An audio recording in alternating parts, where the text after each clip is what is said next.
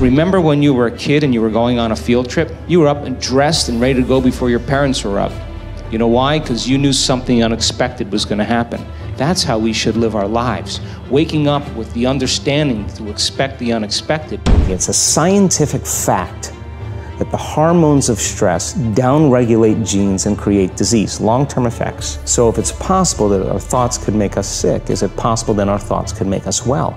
The answer is absolutely yes. We always have to update our versions about reality because it's the only way that we adapt. Don't believe everything you've read or heard.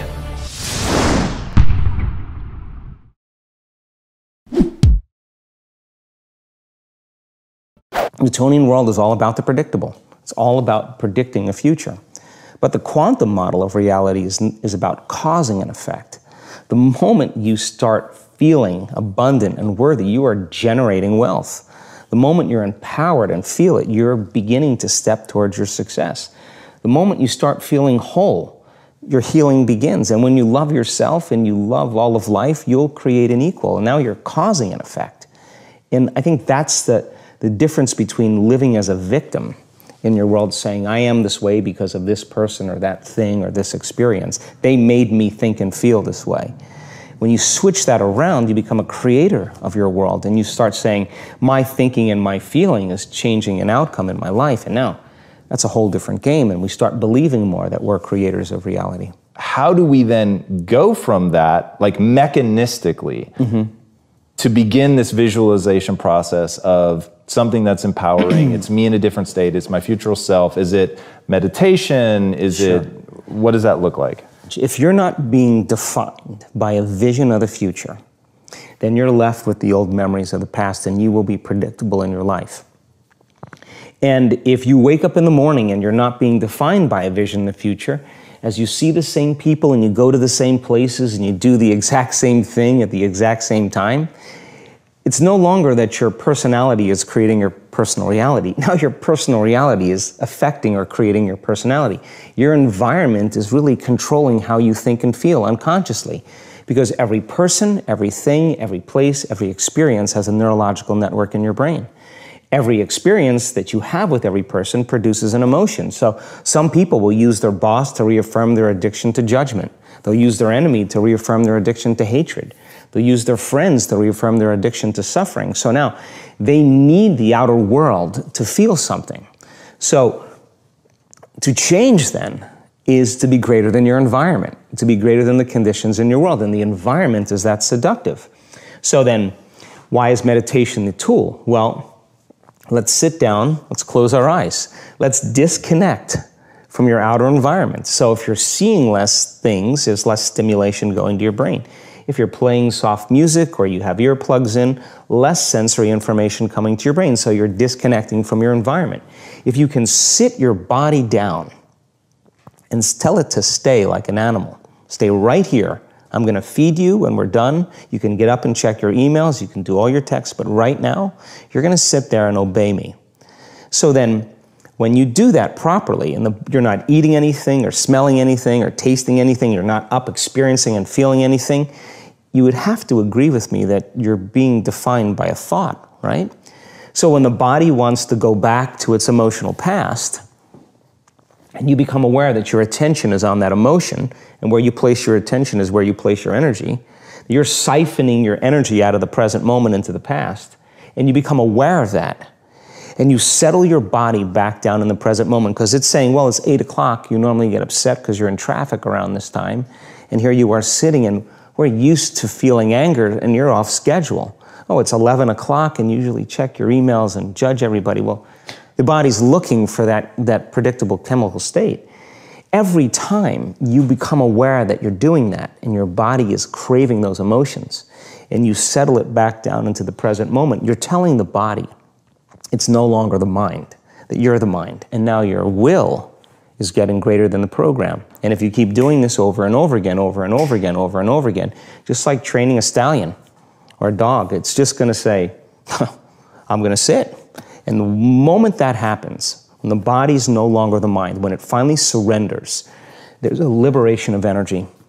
We go from particle to wave, from matter to energy. and we free ourselves from the chains of those emotions that keep us in the familiar past. And we've seen this thousands of times. In fact, we can actually predict it now on a brain scan. When I'm going through change in my life, or I have a specific outcome that I want to create, I love to get up early in the morning. That's my time. I'm a 4:30 in the morning guy because that's my time. The rest of the day I'm serving, but I love getting up early and changing and working and having some time to myself. And I believe that when I invest in myself, I invest in my future. And that time in my morning, nobody bothers me because that's my time. And because of brain waves and brain chemistry, the door between the conscious mind and the subconscious mind is more open. And so if I get up early and I'm kind of between theta and alpha, I don't have to work as hard. I'm not thinking, I just kind of relax into the moment. In the evening, I always ask myself, how did I do? How was one lifetime in one day? Where did I fall from grace? What happened? And so then when I look at seeing how I reacted to someone or something, or I made the choice that I could have made a better choice, I naturally, and we all do this, begin to think, well, if the same situation happened again, how would I do it differently? And that's the act of beginning to come up with a new plan. The act of rehearsing it in your mind begins to install the circuits in your brain, priming your brain so that when the next experience happens, you could modify your behaviors to do a better job in life. That's called plasticity. So it doesn't matter for me what meditation I do any longer. I like to just get up in a new state of being. I have people say to me, hey, I missed my meditation today, like I'm supposed to go like this or something. And I say to them, eyes open or eyes closed? You know, well, eyes open or eyes closed. You know, when you're passionate about something, you know, when people can't get up in the morning and they can't get out of bed, I'm going to tell you why. Because they can predict the feeling of everything that's going to happen in their life. And their body's resigned to the familiar. It says, oh, another mundane day.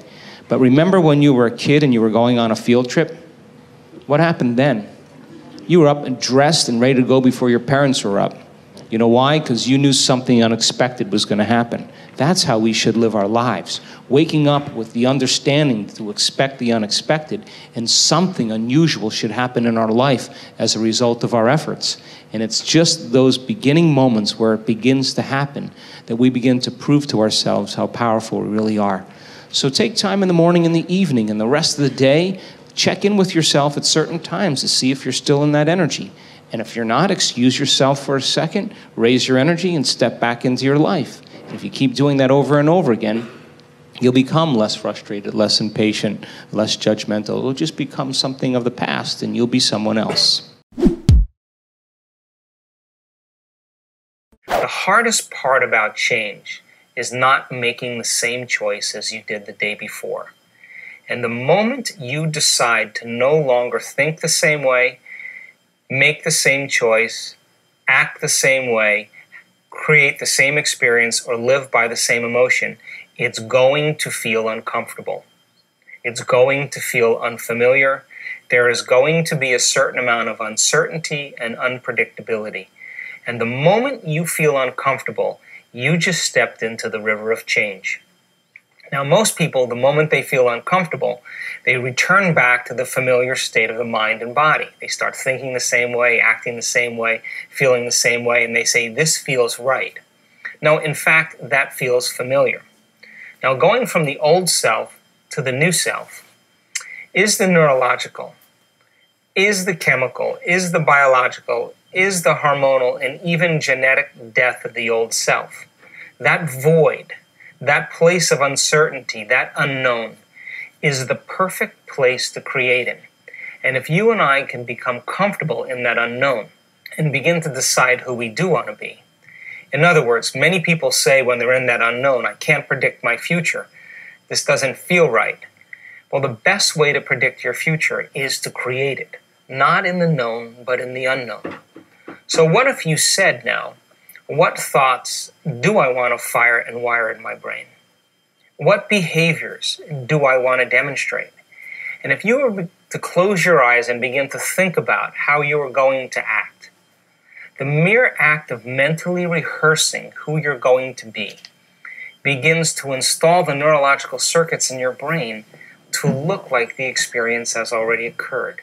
Now, what that means is that the brain is primed in its circuitry to no longer be living in the past, but now living in the future.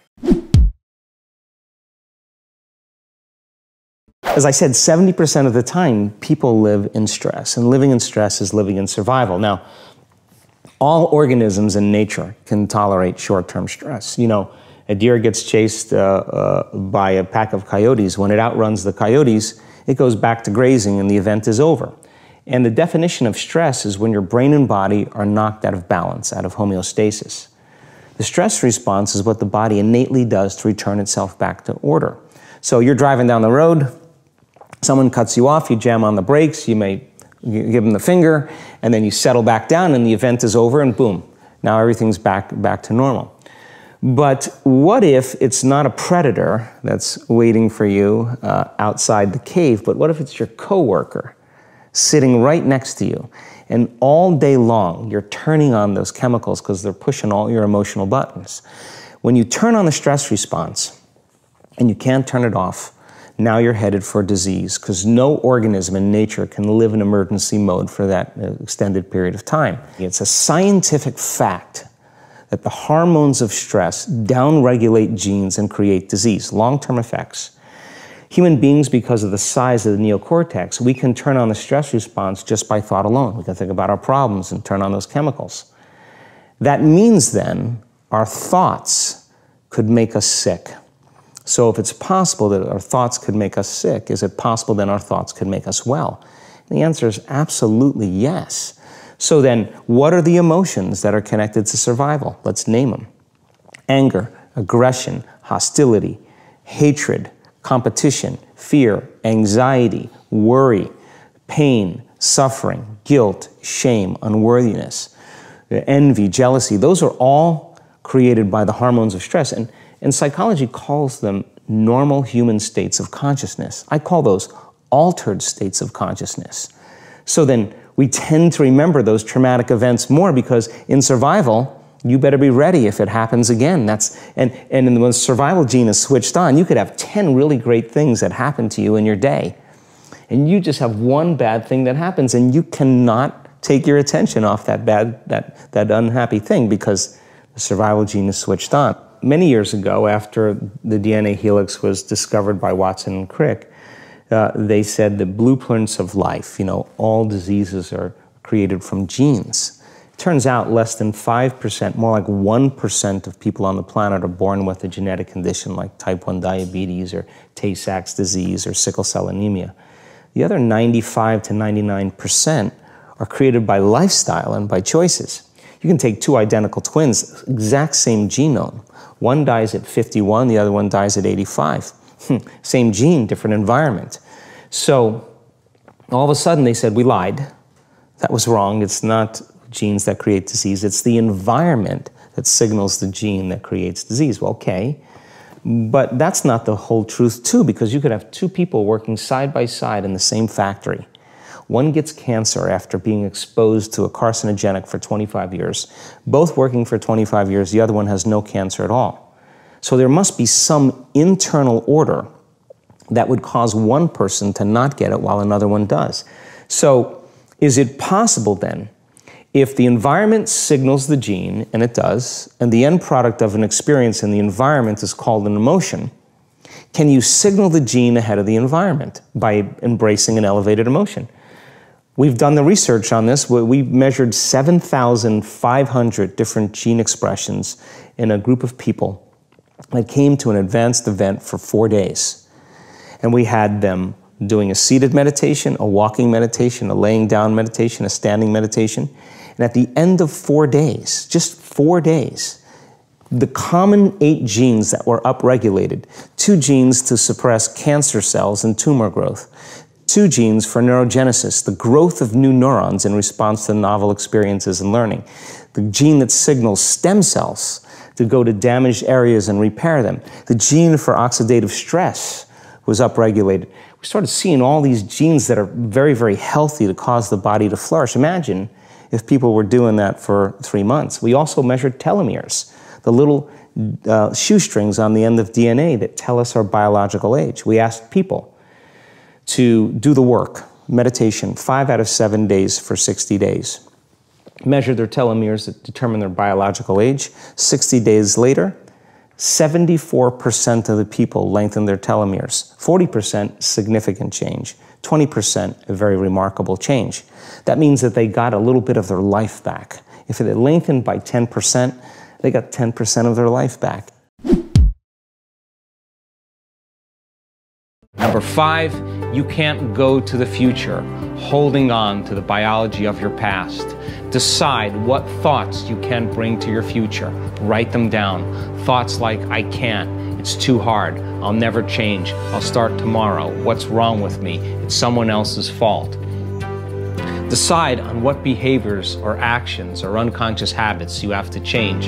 How do you talk? Do you complain? Do you blame? Do you make excuses? Do you feel sorry for yourself? Just become so conscious of those behaviors that you'll never go unconscious again.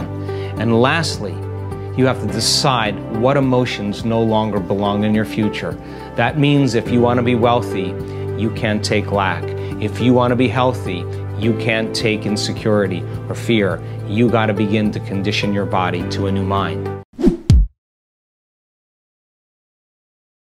I think we're living in such an amazing time right now. I mean, if you are not being challenged in some way in your life, you're not alive.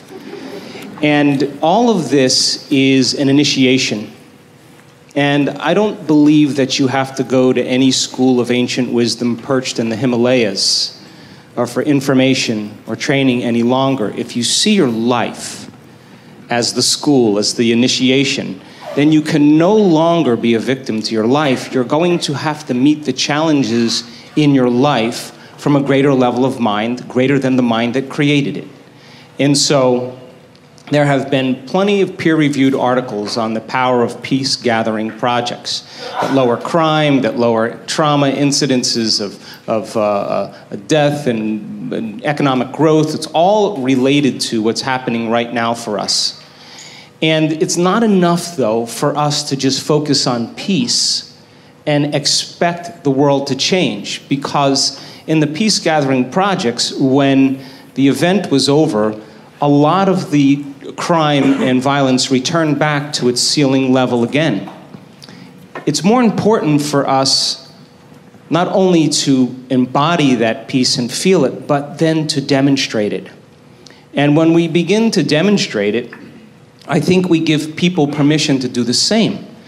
That means that we can't be preaching peace and then be stuck in traffic and, flipping people off or arguing with your coworker. You don't get to stand up for peace if you have conflict in your life.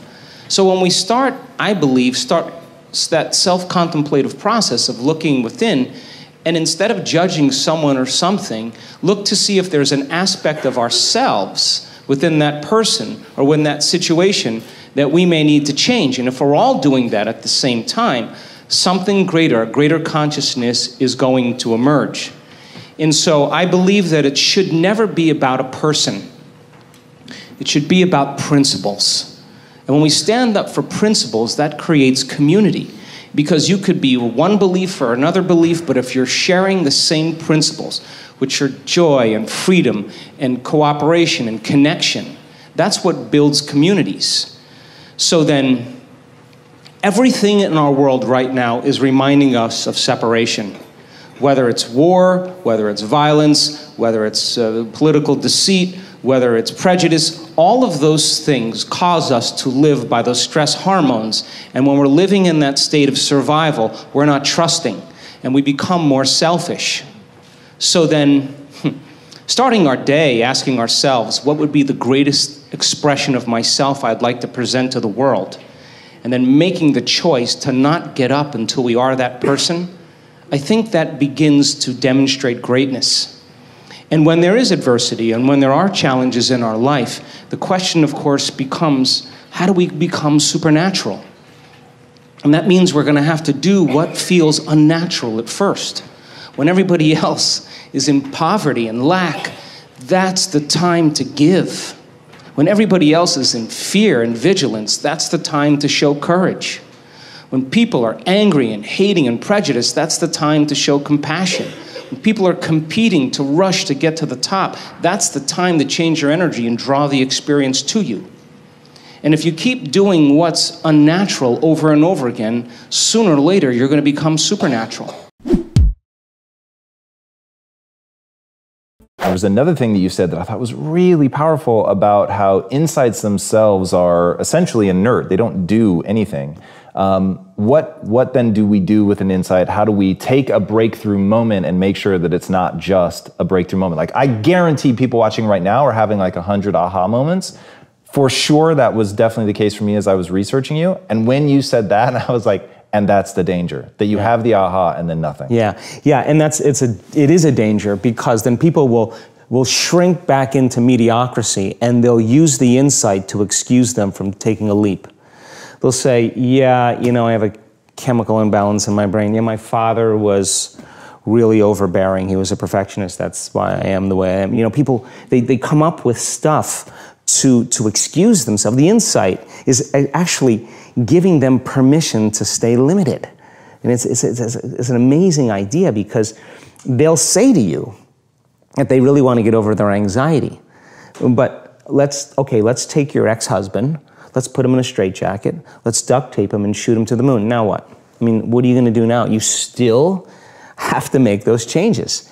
And so then when the person's enemy dies, or something shifts in their life, and that person's gone, they'll find another person to hate.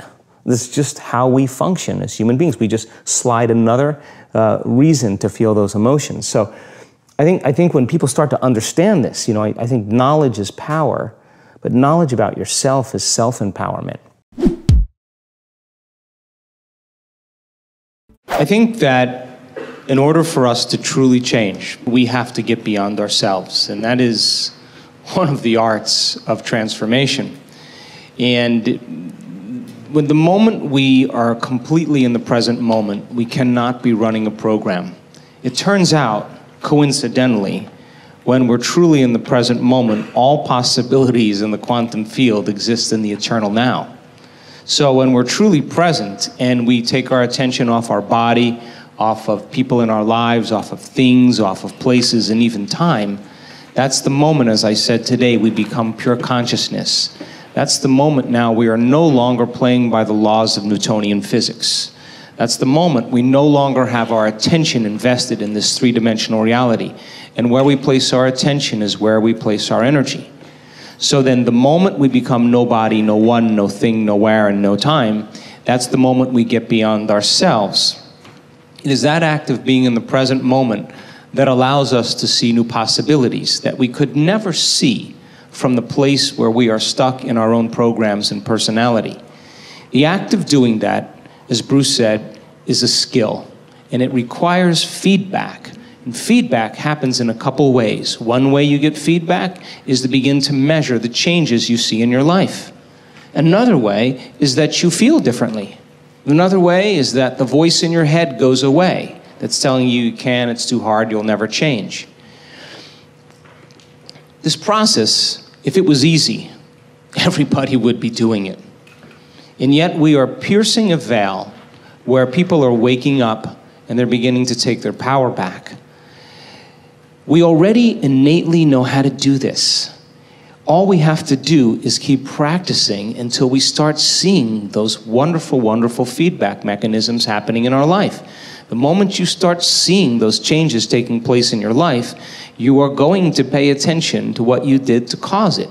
And the moment you pay attention to the cause of that action, you're no longer thinking that it's something out there that did it. You're beginning to realize it's what you did inside of you to produce it. That's when we begin to take our power back. We have people that have been abused. We have people that have been traumatized, that have been assaulted. We have people that have had very, very difficult pasts. And have you ever heard me say to revisit the event? No. Have you ever heard me say that? No. Never do we need to revisit the event, because once you do, you open the box. But what we want to do is overcome the emotion, because that's just what's lasting from the event. Living in guilt or grief or shame or unworthiness. I had someone tell me they lost a loved one the other day. And I said, well, okay. How long have you been grieving? Oh, about a year.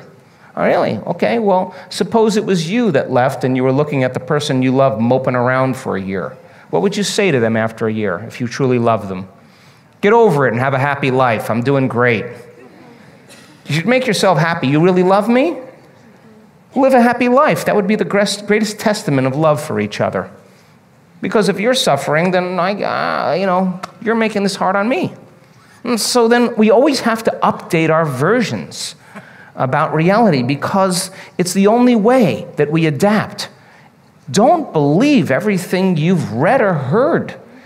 It just may not be the truth. There's always a greater truth that you and I can begin to investigate. Surely someone in eternity has had a similar problem as you and I, and they've gotten beyond it. Yes or no? Yes. So study that person. You want to be wealthy? Study wealthy people. Don't just have some panacea that you're just going to get wealthy. Read about wealthy people and find out that they lost everything and failed miserably 20, 50 times. But what they had as a characteristic, a quality in their personality, is they were persistent, and they kept changing, and they kept forgiving and letting go of the past and kept going. And sooner or later they ran into it, and when they had all the money they wanted, it was never about the money. It was just about that they could prove to themselves that they can do it. And you and I are no different than that. But if you can't create a future because of some emotion that keeps you in the past, you're going to have to square off with that emotion. And when you sit down and your body has all those physical sensations and it's getting vigilant and it wants to get up and it wants to move and you're just going, wow, and you're settling it down and you're working with it, you got to agree with me that something greater in you is climbing out of that body. Something greater in you is awakening. And when you're able to overcome those emotions, truly break the addiction, don't you know that you'll return back to your life and face the person that betrayed you? And you will see a part of yourself that you used to be that you no longer are, and you're not going to have anything else but love for them. In fact, you're going to have compassion for them because you're going to realize how stuck they are, and you're liberated and free. If you think about this, your senses plug you into your external environment. Everything you're seeing or smelling or tasting or feeling or hearing, all of your five senses are affecting your brain. So if you're waking up in the morning and you're going through the same routine behaviors as you did the day before, and you're not in the process of being defined by a vision of the future, then you're for the most part left with the old hardware in your brain from the past. As a matter of fact, your brain is organized to reflect everything you know from the past. So as people wake up and they begin to pay attention to their body, they start to look around in their environment, they start to do typical things, it's the external environment that's turning on different circuits in their brain, causing them to think equal to their environment. And if you have the idea that your thoughts have something to do with your destiny, as long as you're thinking equal to your environment, you keep creating the same reality over and over again. So to change is to think greater than your environment, to think greater than the circumstances in your world, to think greater than the conditions in your life. And I think every great person in history understood this. They were defined by a vision that was much bigger than them.